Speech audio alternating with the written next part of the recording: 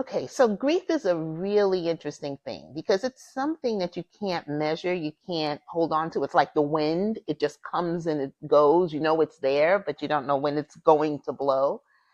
And the first thing I would tell people for how to deal with grief is to understand grief. And when my mom passed away, this is after my husband, my dad, then when my mom passed away, grief was so overwhelming to me that I didn't even think I could breathe anymore. And it was my therapist who told me that grief is the high price you pay for great love. And that really helped me to understand everything because once I understood that, then I could accept the grief and understand that I had to go through the grief and that my grief is going to be different than everybody else's. The second thing is to understand that you will have grief.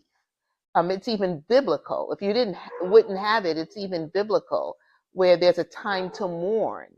But the one thing about that scripture, this is the second thing I will tell you, that scripture says there's a time to mourn and a time to dance. And I find dancing to be so interesting that that's the opposite of mourning. Grief is the same. I used to wonder if it's easier if you knew it was coming or if it's instant so you don't have to have the build up or if you understand why it happened, but then you don't understand why it happened. I think the grief is not about how it happened. I think the grief is that the loss and what you feel like you'll be missing from your heart. So I don't think, and you know what? You can't measure grief. You can't measure grief. You can't measure mourning.